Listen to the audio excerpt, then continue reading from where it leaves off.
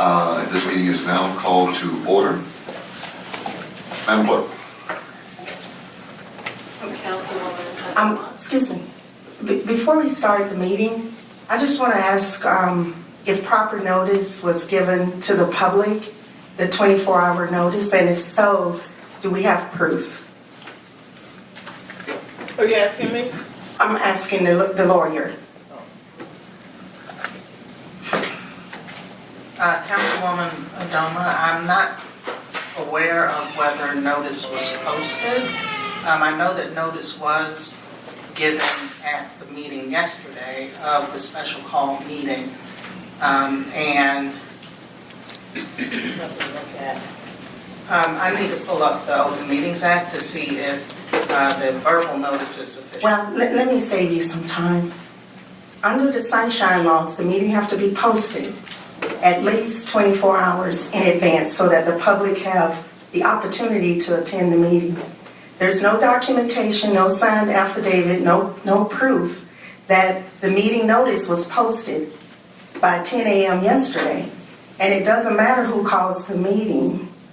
What matters is that we follow the law. Councilwoman, I did speak with the city clerk, Ms. James, yesterday, and at the conclusion of prior to the start of the 10 o'clock meeting, she indicated that she had posted the notice on the board out in front of the city hall. My understanding now, You got any proof of that? I don't know if she has proof of me. Does anyone have any proof of that? I don't know if there was a picture taken or anything along those lines, but she confirmed to me that she did post it prior to the start of the 10 o'clock meeting yesterday. I don't know, again, I don't think we've gone through an affidavit process or anything along those lines. Beyond that, she did send an email out to all the to Legal Oregon and the other publishing agencies. And I looked up the Open Meetings Act yesterday, and again, I'll defer to the attorney, but my understanding is that for any meeting, as it reads, for any meeting other than a regularly scheduled meeting of an agency for which notice has already been provided pursuant to this chapter, written or oral, should be given at least 24 hours in advance of the meeting to the legal organ in which notices of sheriff sales are published in the county or city where regular meetings are held, or at the option of the agency to newspaper having a general circulation in such county at least equal to that of the legal organ provided. However, that in counties, in this case, as we're in DeKalb County, where the legal organ is published less often than 4 times weekly, sufficient notice shall be the posting of a written notice for at least 24 hours at the place of regular meetings and upon a written request from any local broadcast or print media outlet whose place of business or physical facilities are located at the county notice, telephone, facsimile, or email to that requested media outlet at least 24 hours in advance of the called meeting. My understanding, those provisions were met. I mean, again, I'll defer back to legal, something beyond that.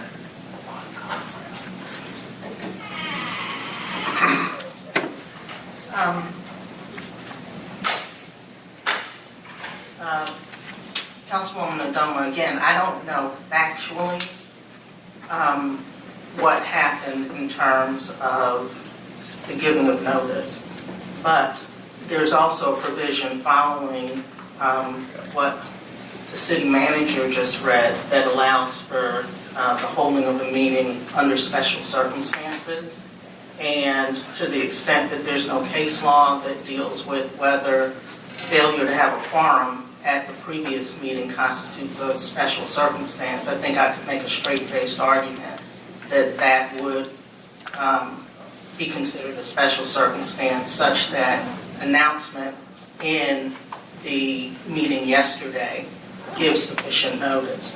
And also the provision regarding the special circumstances does not require 24 hours notice. It says that you can give notice with less than 24 hours notice. Okay, now where is the less than?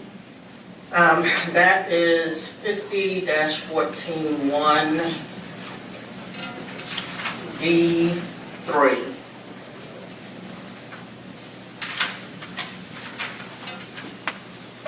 I'm sorry, what does that say?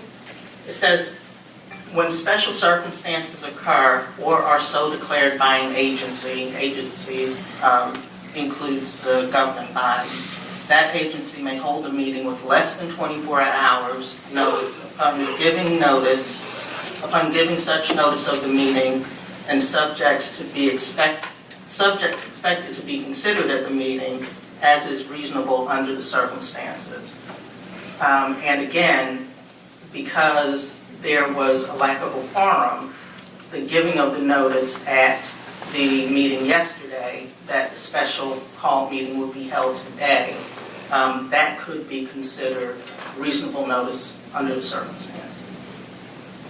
And I am not aware of any case law that states anything to the contrary. Okay, well, I'm certainly not a lawyer, but I do understand the sunshine laws, and everything I've read say 24 hours, even under special circumstances. So I'm not the lawyer. You make the legal ruling, and we can move on, but I'm just of the opinion that the proper notice was not given to the public.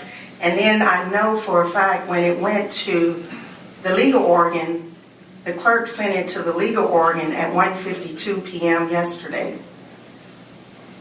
That's in the newspaper. It's printed in the newspaper. Councilwoman Adoma, the backup paperwork for the call meeting was sent at 1-something yesterday afternoon. The notice with the agenda was sent at 9:32 a.m., which is what the city manager has already stated. And just for point purposes, we have never required our clerk to have someone take a photo of her posting the notice. So the proof that you're asking for, that she walked up to the notification case and posted the paper there, has never been required for any other call meeting we've ever hosted. So I'm just a little confused about why that kind of proof is being sought today when her posting it has been enough, has been sufficient. As I said, and we can move on with the meeting, I'm of the opinion, even in those types of situations based on the sunshine law, that the 24 hours apply, and the burden of proof is not on the public. It's on us to prove that we posted it. So I just want to go on the record that I'm not quite sure this is a legal meeting, and the attorney can make the final call and we can move on. Yeah. Since it's been recorded, let me go on the record. As saying that we did, after the 9 o'clock meeting, ask the clerk to post such a notice, and the clerk was back into this meeting for the 10 o'clock meeting, so that was the period of time that it was supposed to have been posted. Did I witness it being posted? No. And I'm asking the acting clerk today if she witnessed it since she was at the front desk. Yes, sir, I did. She came and got the key because the key is located on my desk.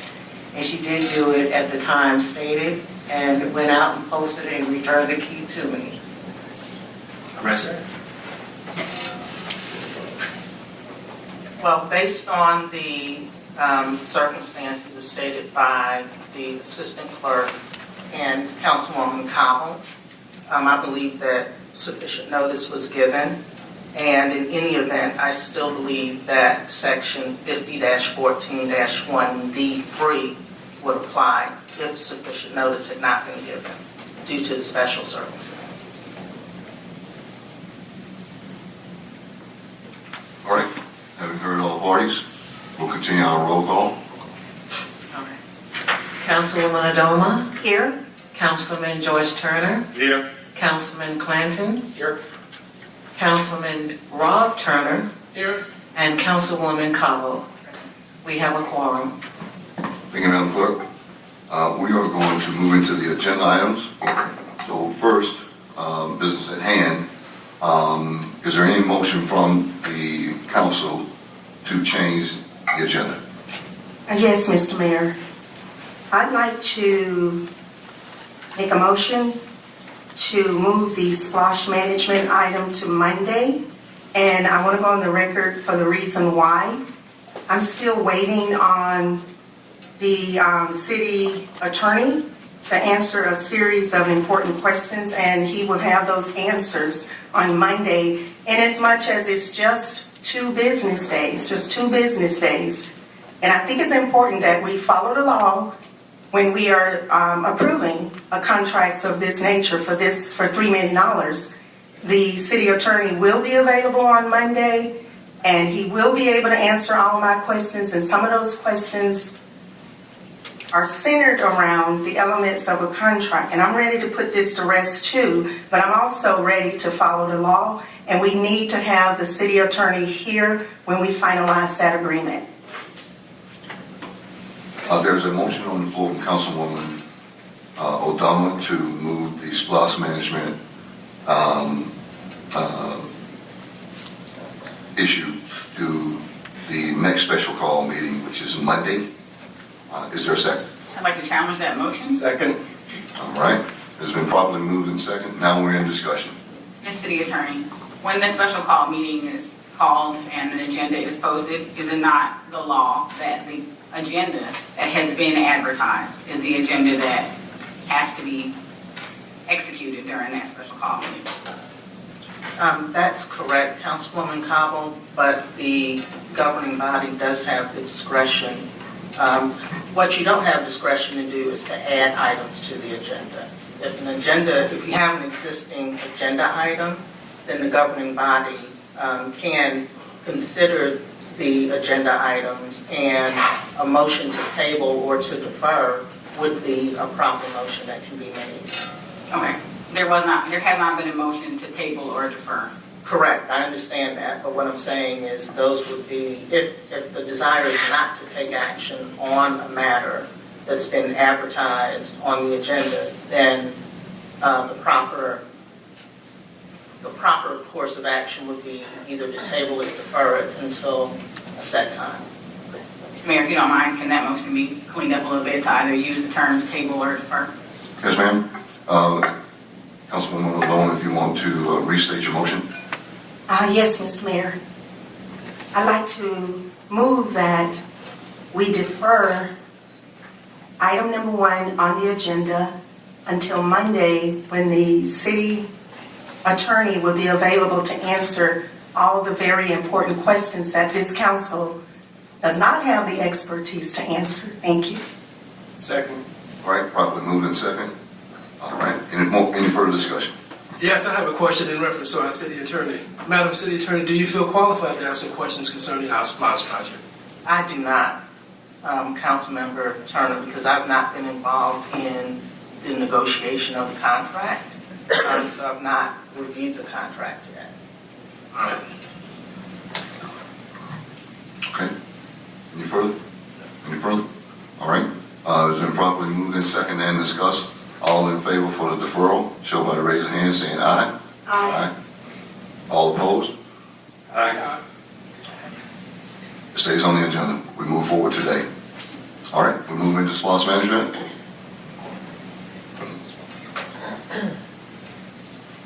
I'll take a motion from the floor to move forward on this issue. I offer a motion to move forward with the execution of our SPLOST management contract as voted unanimously by the council on August 21st, 2017, to work in good faith with Grice Consulting Group to complete contract negotiations for our professional services for the comprehensive transportation plan, the detailed project list, and program management, but to exclude parks and recreations and capital improvement. I further request that a team made up of the city manager, planning and development manager, and a licensed professional engineer represent the city during the SPLOST management program. Additionally, I also request that the city manager and the mayor work to identify a plan to move forward with the parks and recreation portion and the capital improvement portion of the SPLOST management program. Again, a team made up of now the assistant city manager, the planning and development manager, a licensed professional engineer, the future Parks and Recs director, and the future police chief or public safety director will represent the city for those two portions of the SPLOST management program.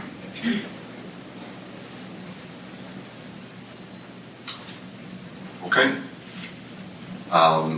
The gist of this, what you just asked for, Councilwoman, is a reconsideration of the original vote from our last meeting. So, with that, before we move into your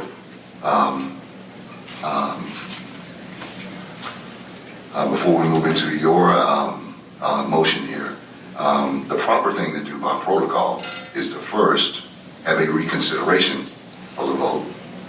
Then we move into this portion of it. Because what we're doing now is covering it a second time. So, Let me ask you a question, Mr. Mayor. Does this need to be seconded first before we move any further?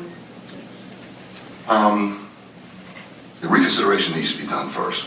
It's going to go, it's going to go in that order. She's going to get her motion. It's going to be properly seconded. But one of you all need to make a reconsideration of the vote first. Why would we need to reconsider the vote when the vote that was on the table last meeting died 3-3? Because you're bringing it up a second time. This is a different motion, stated differently, different words. It's the same gist of it, different meaning. Councilwoman. And last meeting, the motion that was on the floor did not pass. So this is a new motion on a new day at a new meeting. Councilwoman, you can change the words all you like.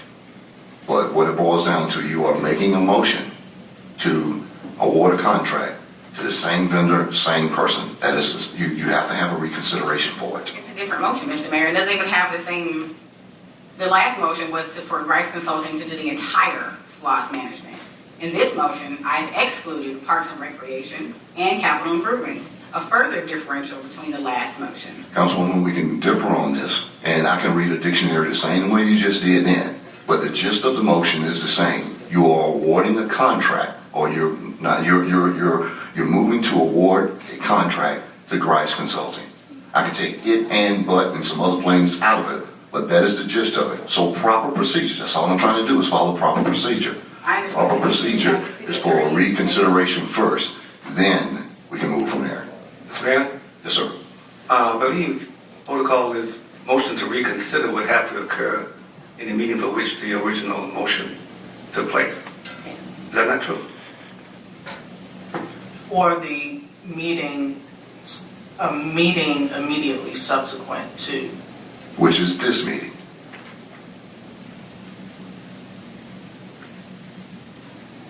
So, Mr. Attorney, would you please render a decision on whether or not this is a continuation from a motion that passed, or that failed, I apologize, from a meeting beforehand? Or is this a different motion with different stipulations? And I don't believe I was present at the last meeting. So what was the motion in the previous meeting? Was it to approve the contract that was before mayor and council as presented? Or was it a motion to approve the contract with some changes from what was presented to mayor and council? No, that motion was to move forward with the contract that was presented to council. There were no changes. This motion offers changes. Okay. Well, first of all, there was no contract. Let's start there. There was no contract to consider. So now, I still stand by what I'm saying with regards to reconsideration. Are you saying there was no contract to consider because it had not gone through the formal process of offer acceptance, execution? The same way this is here. Okay. So what was presented to mayor and council before was a proposed agreement that mayor and council were considering so that you could take action on that agreement, that proposed agreement. Is that correct? Right, which is different than what the motion is offering today. Which is the same as what we're offering today. It's not the same. I've excluded two specific portions, Parks and Recs, capital improvement. Significantly different. What was the motion that was made at the prior meeting? To move forward with the proposal that Grice Consulting had on the table for us. Which was to handle all of the services that were in that proposed agreement. That's correct. Okay. And that motion failed because of a 3-3 vote. Correct. The motion that's before mayor and council now is a different motion, in my opinion, because it is actually excluding certain services that are in the proposed agreement. So, although it may be in the same category of motion, it's still it's substantively different because the substance of the motion is different, with the exclusion of those services that are outlined in the proposed agreement. All right. It's been properly moved. Is there a second? Second. Properly moved and second. We're in discussion. I would just say this, with all due respect to our attorney present, but counsel, we all just heard the attorney say that she doesn't feel that she's qualified to guide us through this particular issue on the agenda. I think it would be a disservice to the public, to the people of Stonecrest, to move forward and to jam something down folks' throat when we don't have properly legal advisement on, as Councilwoman Carver pointed out articulately, that this is an entirely different motion. So with that being said, we certainly need the representation of counsel. It's just only prudent. And as I know that you are able to discern, attorney, that you're able to discern as we go, but to have the substance of the issues that have occurred from maybe months ago that is apparently attempting to come to light today, it may be problematic, not necessarily for you as far as I hear what you all are saying and I can render a judgment on what you're saying, but to have the background and to have what I've known and the intent of counsel and the intent from day one may be a little bit different than just apparently hearing something that happened. Even in the motion that just passed, the substance and intent to me are similar, and even though that specific wordings are changed, then if the intent at the end of the day is arguable that we can miss something in that process. But I am willing to proceed ahead in spite of council's adamant desire to resolve this issue today. But I just want that to be noted for the record that I do believe that we should have representation of our regular city attorney. May I, Mayor? Yes, ma'am. And just so that I can clarify, from a substantive standpoint, because I've not reviewed the contract, no, I am not in a position to give you advice on the substance of the contract. But from a procedural standpoint, I'm perfectly capable of giving you advice from that standpoint. Thank you. Any further discussion? Yes, sir. While I welcome a fresh approach and different advice on this process, we have been discussing this for quite some time. In fact, we spent 7 hours, and a 7-hour meeting, not totally devoted to this, but a great portion of that 7-hour meeting was devoted to this item. And any questions that had to be asked, I think have already been covered. I understand that there's still some little details that we might want to get from the legal arm, but at the same time, I think we have to discuss this ad nauseum. So I'm ready to proceed. Any further comments from council? Okay, then I'll make my comments. And I agree with Councilman Turner, Councilman Rob Turner, with regards to having discussions over it, having talked about it, having worked it. Even further is this, and I want this for the record. If you can't paint the back porch, don't expect for me to let you paint the house. We've had an opportunity to work with the specific vendor with SPLOST, and they showed me everything I needed to know about working with that particular vendor. I don't care whose feelings it hurt. I don't care what political alignments you have. My job is to take care of Stonecrest first. Now here we are sitting here amongst our constituents and everybody else that we have, and we're willing to bow down and give away $3.8 million so that somebody else won't have their feelings hurt, or somebody else might have some money in the game that I don't know about, or whatever it is. So my point to this is this. If I show you and I sit here and tell you and demonstrate on the screen where this exact same vendor cannot handle simple business, and you all turn right around and fight for them like it's your life on the line, then my antennas are in the air right now. I am not bringing old DeKalb to new Stonecrest. Vote your own conscience, but that is my conscience. So with that said, if there are no more comments, I'm ready to take the vote. All in favor for Grice Consulting, raise your hand and say aye. Aye. All opposed? Aye. Dies again. Next issue, leverage of bonds.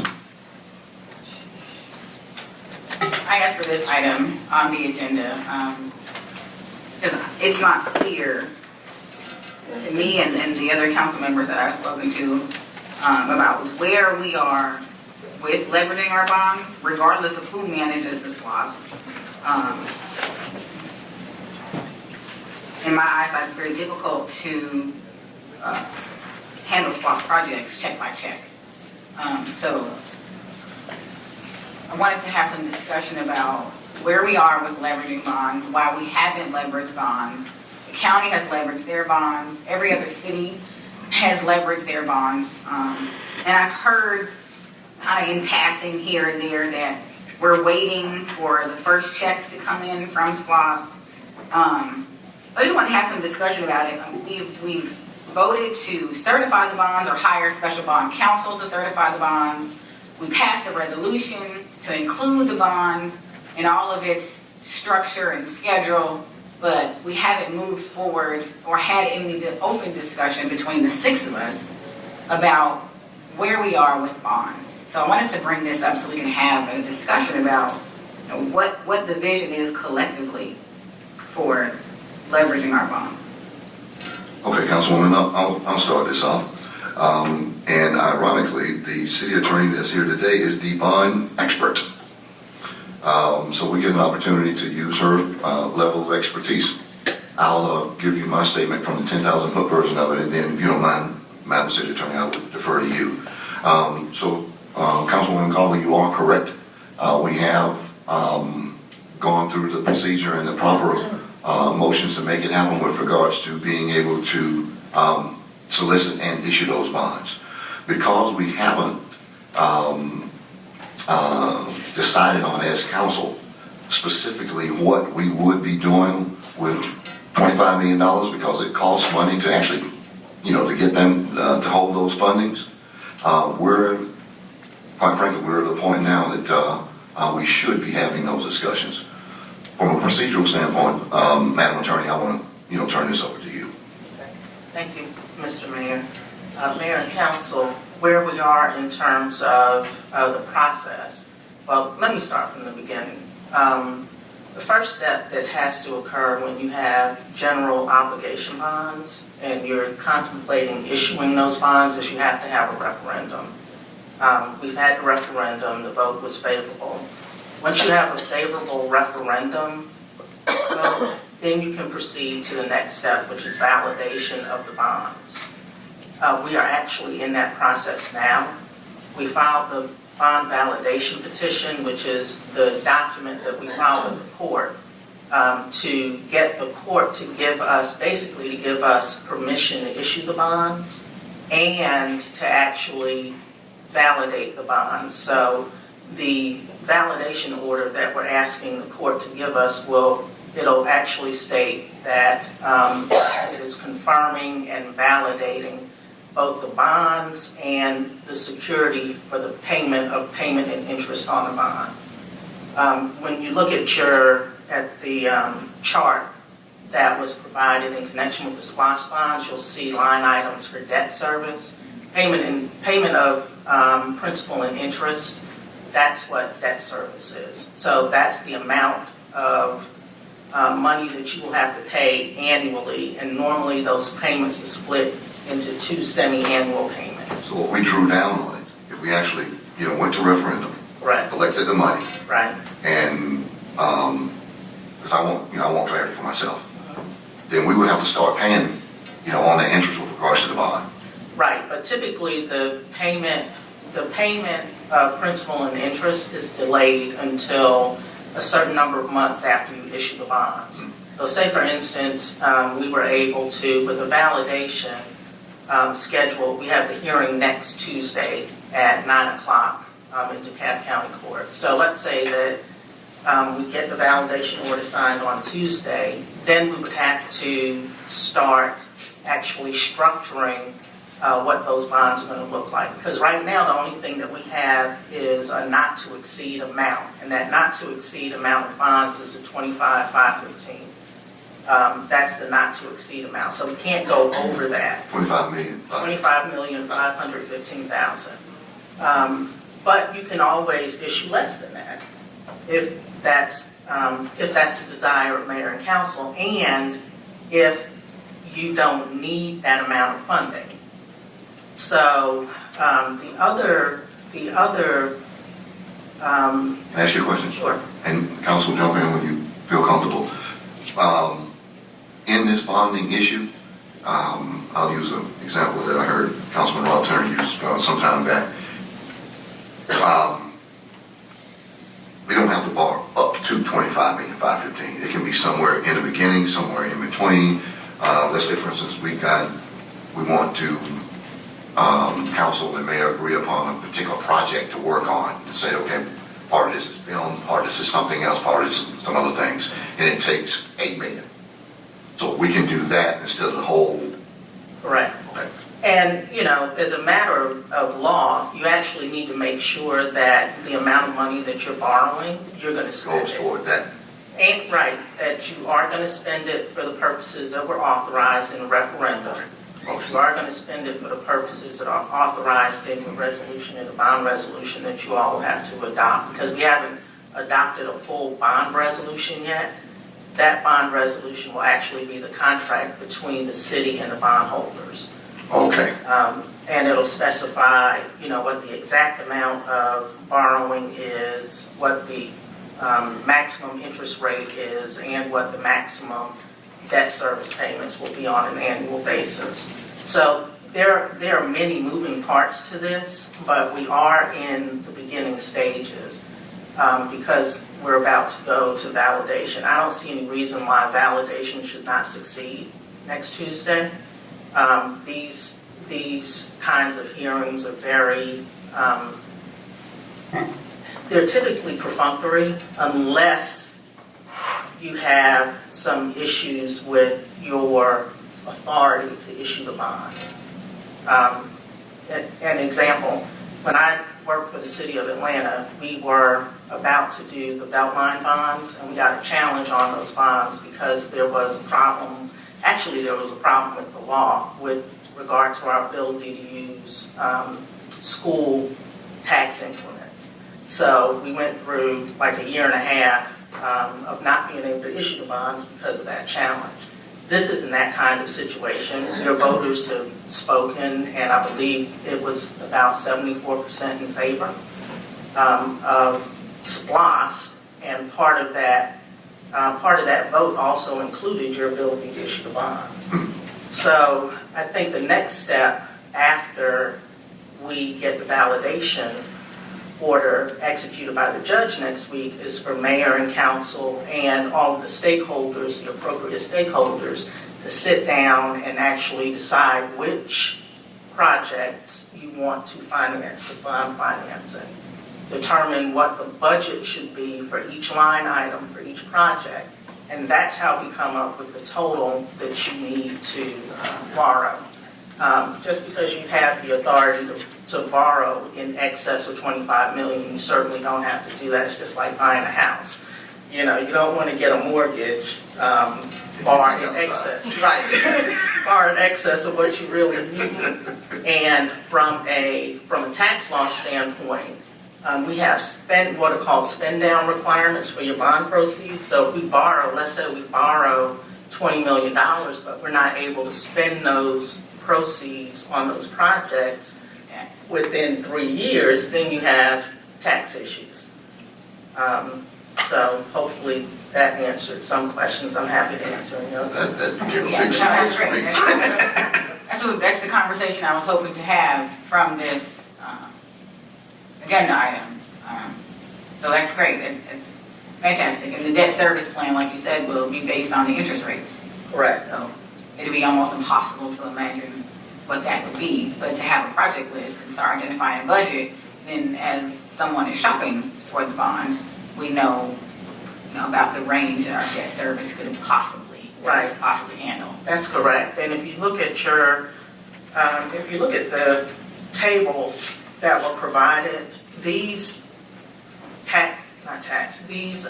interest rates are 2017 interest rates. Right. And as you know, interest rates have been ticking up.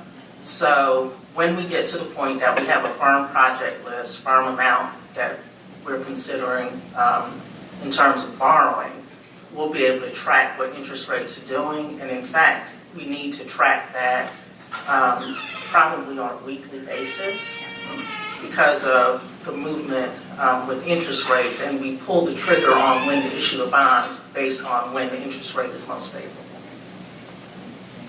Okay, I have some questions. So I know that Georgia law requires that we validate these bonds. However, when we validate them, as you just said, we're not required to issue them. We just want to preserve the option to do so if the council chooses to do so. Now, a few months back, I had asked a series of questions. They should be in the minutes. I'll give the clerk a copy of it because I voted for the bond. So my question is, the only reason you issue bonds is that you spend the money. If you're spending the money fast, you're spending it faster than it comes in. So when we collect $47 million over 6 years, each year has 12 months. So then we got 72 months. So you take $47 million, you divide it by 72, you're getting $650,000 a month. Okay. Give or take a few dollars. So council today is not sure, because we haven't been through that process yet, what we're going to spend it on. It was like you were saying about the house thing again. So, the question is, since we don't know what we're going to be spending it on, and I go back to my question from 3 months ago, again, how do we get a spreadsheet with a breakdown of the $650,000 a month revenue that's projected with plotted expenses on the projects and the categories? I'm of the opinion this the only way we know if we need to issue these bonds, you have to have some documentation. How do we know if we're running? How do we know if we're running a cash deficit? The only way you're going to know that, and I know this from my experience, you need a spreadsheet or some type of document outlining this. We don't have that yet. I'm sure we're going to get that. But I do want to go on record, and I'll give the clerk this, that we need to have that before we issue the bonds. We talked a little bit about the interest rate some time ago, too, and how the SPLOST is going to pay the interest rate over the 6 years. So we still don't have the projected fees that I know of for Butler Snow. We got some number that I saw was $10,000. Now, I've never seen a bond attorney cost $10,000 in totality. Usually they are $100,000 plus dollars. But I stand to be corrected by you, the person with the expertise, but I haven't seen it yet. So, and then I'm wondering, we have our bond attorney in place. When will we start having these real conversations with real dollars and real spreadsheets with the cash flow and the deficits? Here you are, Madam Clerk. Please enter that in the record. Councilwoman Adoma, if I may, the mayor and council hired bond counsel. And when you're ready to have those conversations, you hired them, so you tell them when you're ready to have those conversations. I say it like that because I actually, before I went back into private practice, my job at the City of Atlanta was to manage outside counsel. And one of the issues that I had with my outside counsel in the beginning, until they got to know me, was that they acted like I worked for them. And that was contrary to what reality was. All of your counsel, including me, we work for you. So when mayor and council decides that they're ready to sit down and have a meeting, we need to convene the meeting with all of the appropriate professionals. That would not just be your bond counsel, it would also be your financial advisor. That was my next question, if you don't mind. I'm of the opinion, we voted for Ed Wall to be our financial advisor. When can we have a conversation about, do we have a financial advisor? If he is our financial advisor, where is he?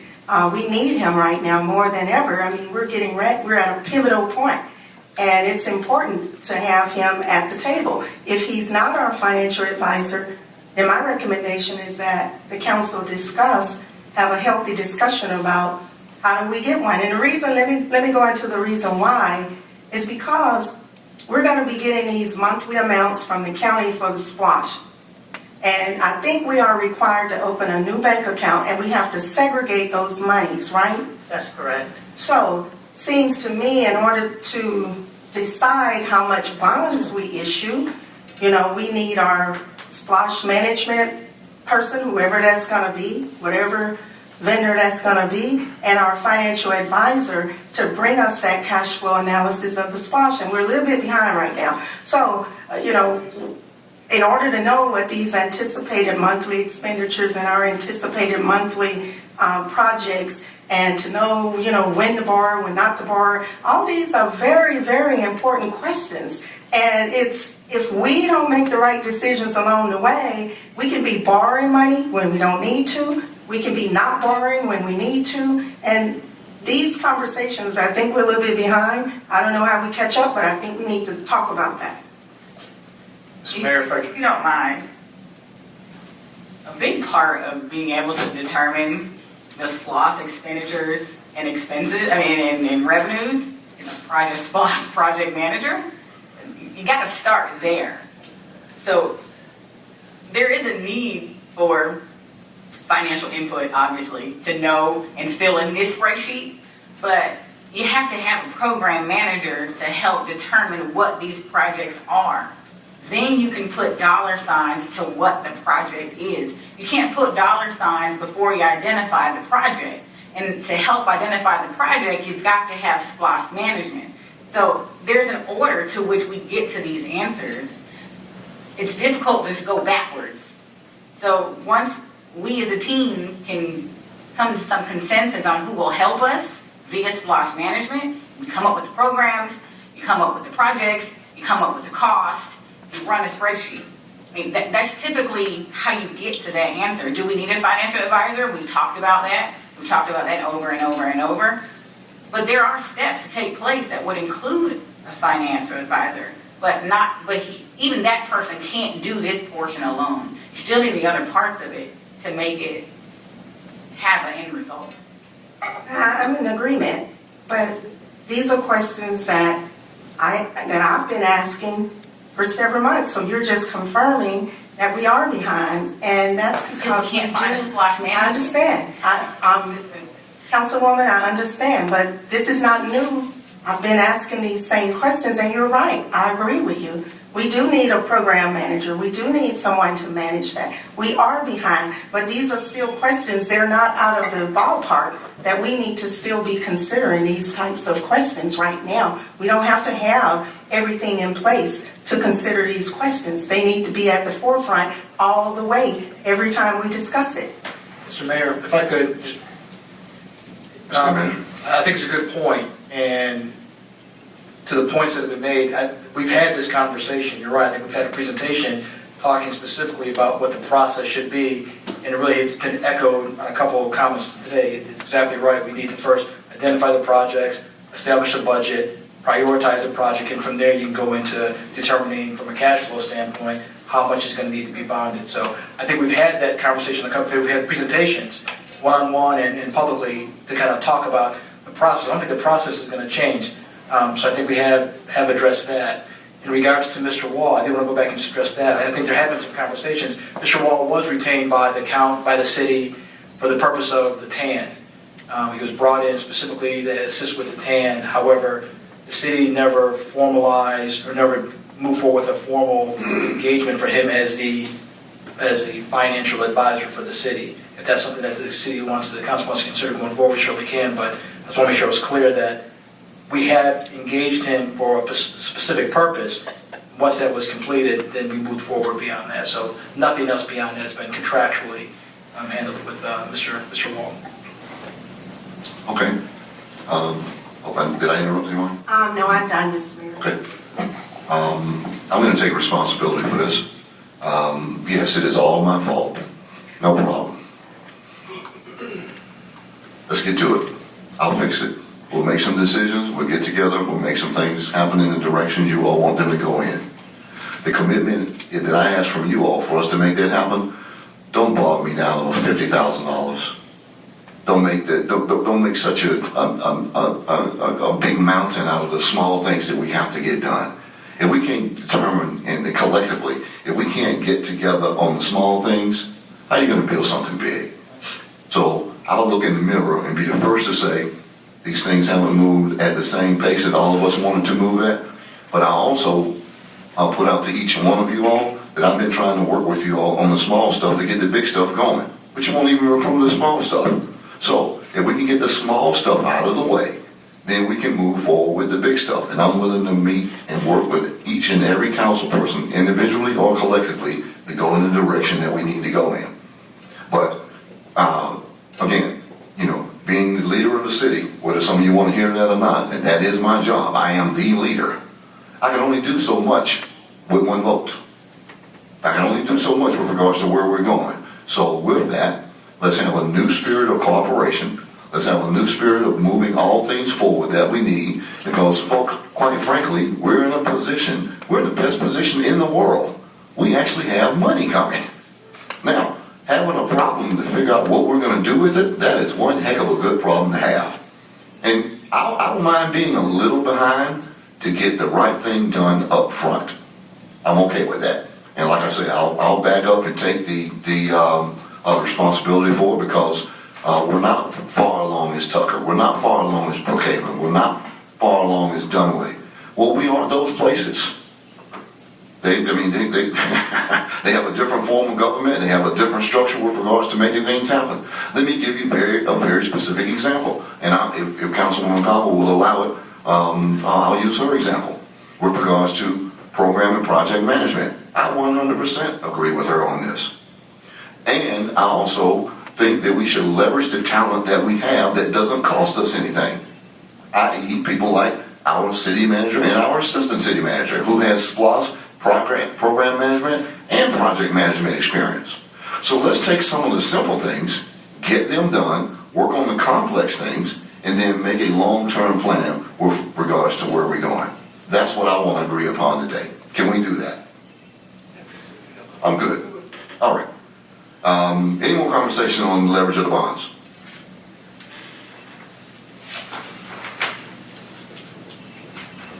Mr. Mayor, if I may, what mayor and council might want to consider, along with the city manager, is to figure out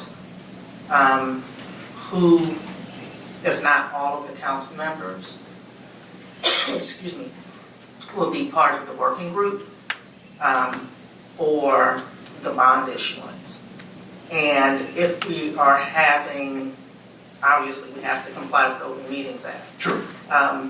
Most of the working group meetings I've ever been in have been in conference rooms with maybe one or two city officials, and then the professionals that the city has hired to handle the bond issuance.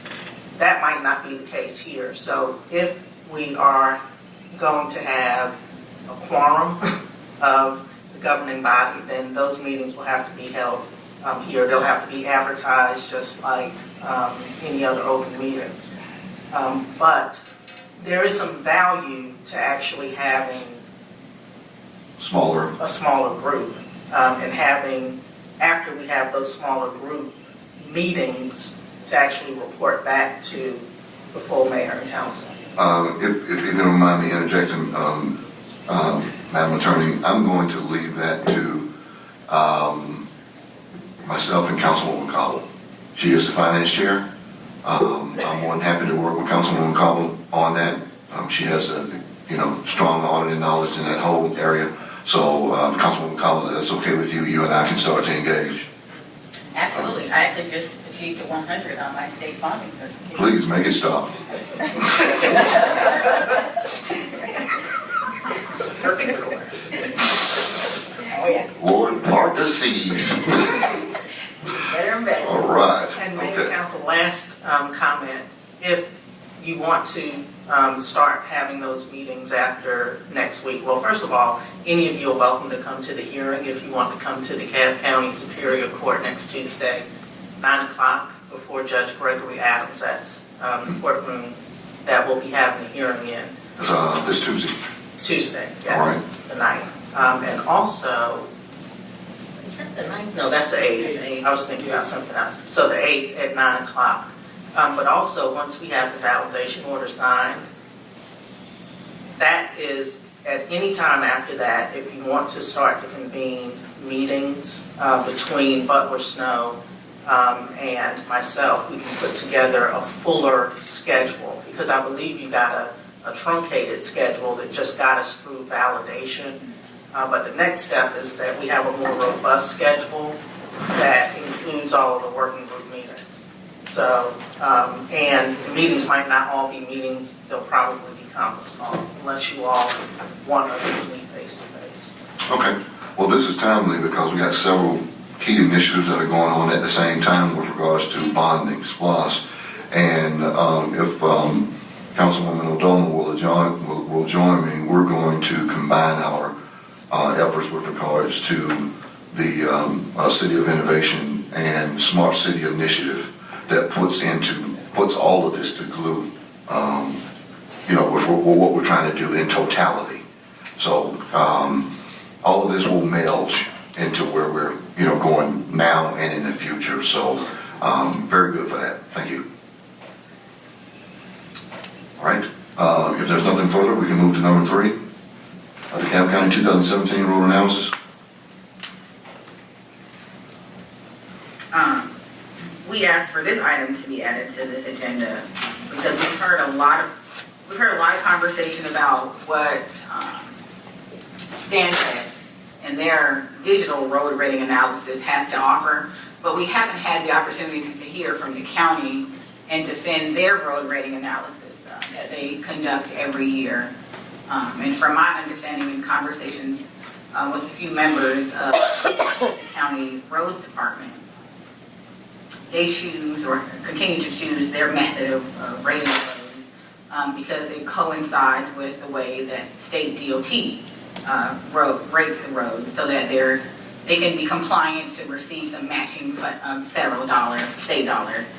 So we've heard a lot about what Stantec can offer, so we're just asking to have the opportunity to hear the county defend their road rating analysis so that the council can kind of have both sides of the story and then be able to make a good decision on Stantec. And we do understand that there was one proposal for one amount and another proposal for another amount from Stantec. And I think, if I'm not mistaken, my memory serves, there was maybe the new decision or the new process for Stantec was going to exclude stoplights. Well, let me clear that for you. And then, Mr. Joyner, if I say it sideways, make sure I say it correct. The first amount, well, you're right, which was the $50,000 was just a road analysis. But if we wanted to do the road analysis and the streetlight analysis, I think it was in that 69 or 70 range. 70,000. 70,000, right. So, correct again, Councilwoman, we have a chance to decide where we want to take that process. And I'm not opposed to listening to the county at all. As a matter of fact, I always thought this process was in augmentation, in addition to, what the county has already done. I'm just at a point now where I'm not in full, well, let me start by saying this. I agree with you. We should take a look, we should have them do a presentation. I agree with that. But my perception and my opinion is right now is that we've moved into a different level of detail. Quite frankly, watching these other cities, seeing how well they've done with addition to the information. So I'll open the floor for comments. I just want to say that I believe this council has asked for that before in terms of why Stantec and is what makes it superior to what the county has done in terms of what we need to get done. And I just wanted to know where are we with that request from council? Well, that's the presentation I made, That's what I'm saying, that's why this is coming up now. Oh. Because we've asked for it before, and I haven't seen it if someone has put it together. Okay. Maybe I'm not clear on something. Let me make sure I'm answering your question properly, then I'll go to you, Councilman.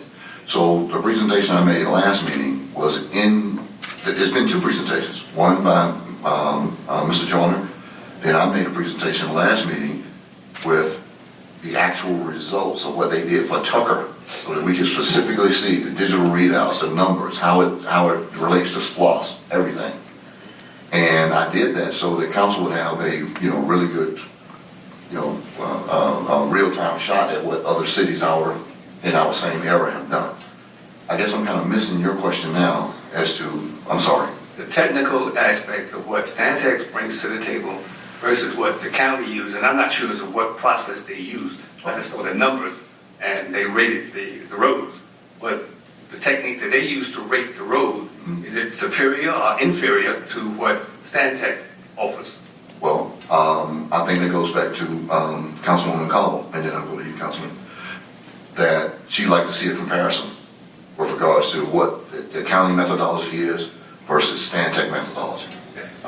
So I'm all open for that. Yes, sir. This is just for Mr. Joyner. Mr. Joyner, correct me if I'm wrong. I know that we had spoken about you bringing some type of representative here to speak with us from the county in reference to the streets. Is that still in progress?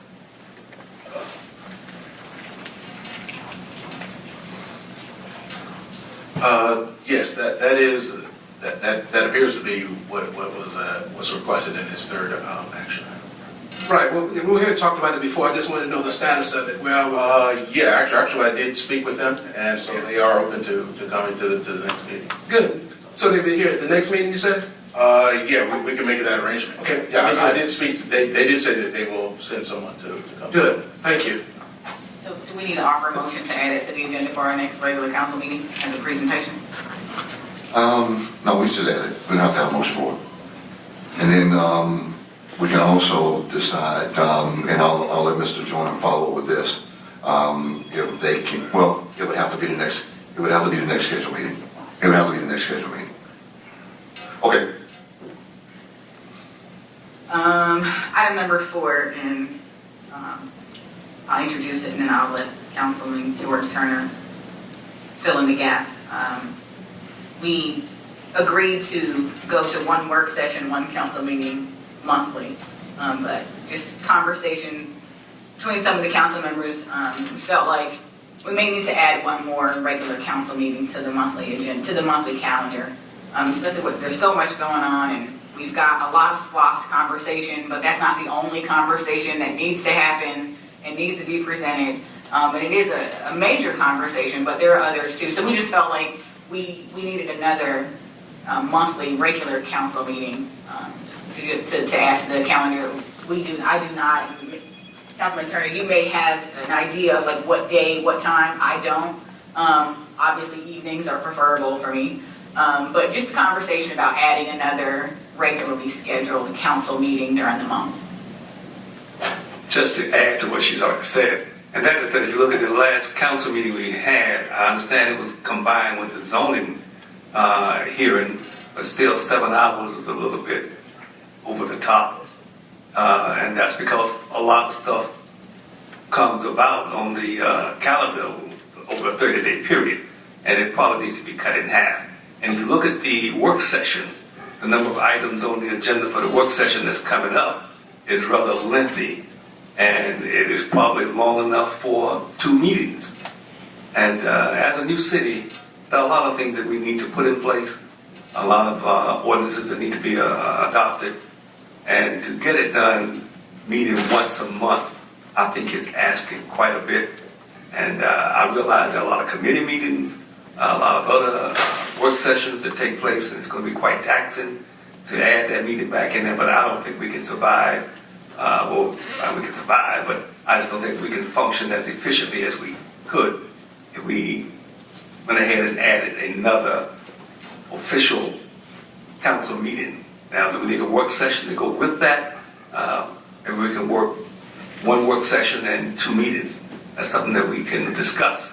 So that's just a suggestion that we add another official city council meeting to make it 2 per month. Okay, so right now we're at the first Wednesday for work session, and then the third Monday for council. Under your proposal, we still keep the first Wednesday for work session, and then add a second. So maybe with that suggestion, let me throw out something if you all don't mind. Then I would, well, first of all, I'm in favor of a second council meeting. I think you're dead on. We have a tremendous amount of stuff to cover. Just think like we just had 2 this month. So if we went, if we kept our first Wednesday, and then maybe a second and fourth Monday, where we break it up some, because there's not always a fifth Monday in a meeting, but there's always a second and fourth Monday in a month. Right now we're at the third Monday. If we pushed one up and then added another one, the fourth, then that can keep us on the heels of work session, council, work session, council. How does that sound? So 2 council, still 1 work session. Right. Unless staff says different, unless staff recommends different. I was just going to make just throw another option out there.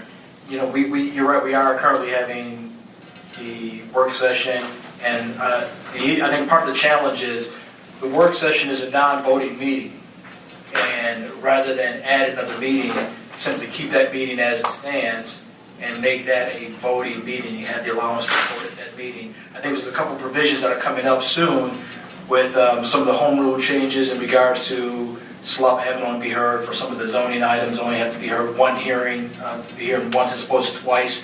So that should cut back on some of those. To Councilman Turner's point, there are a number. We have development authority getting started, the comp plan process getting started, a number of staff and council members are on those steering committees, planning commission meetings, board of zoning appeal meetings, Arabian Mountain steering committee meetings. We're getting ready to get started with the SPLOST. Soon we have the SPLOST outreach meetings. So there's a number of other meetings, and all those will principally take place in the evening. So it just backs up quite a bit on just the availability of not just council, staff, and certainly for the public as well. So again, the thought being perhaps take the current work session that we currently have on Wednesdays, make that a voting meeting, allow for voting, and we can add an hour prior to each one of those for a work session. So the work session on that Wednesday could be for the upcoming meeting, the next meeting. So we're not hearing the work session items right before the meeting. The work session would be for the meeting, the next meeting that comes up. So instead of starting at 10 o'clock, start at 9 with the work session for an hour That's correct. for the For the next following meeting. Correct. Not the meeting that's going to be immediate after that, but the next meeting after that one. And what about the Monday between Same thing. council? We have so 5 o'clock, Yes, sir. push it back to 7 o'clock and have a 6 o'clock work session. Yes, sir. That's a problem. So basically add a work session to the council meeting, add a Council meeting to the work session. That's An correct. hour ahead. Okay, that'll work. And y'all sitting over there thinking, man, this ain't playing. We're trying to avoid another night meeting. Makes you think. We're going to be at home before 9 o'clock this week. Okay. Do we take a formal vote on that, or how do we? I believe you're going to have to take some legislative action. I need to look at the statute again, because I didn't have time to pull all of the research, but I did have another client that changed their meeting schedule, and there was action that was taken prior to the meeting schedule coming. Got it. So since we have a regular scheduled meeting, the third Monday, Yes. we have time to prepare for that particular action and give you an opportunity to communicate back to us. Yes. Okay. Do we have public hearings on that day too? Because that doesn't solve our public hearing issue though, does it? Yeah, and I think that's a great point. I think, I think we can come up with a policy where, particularly for zoning cases, I think those should be relegated to the evening meeting for, again, because those are the ones that typically get the most interest from the public. So I think those should always be deferred to whichever meeting is going to be in the evening.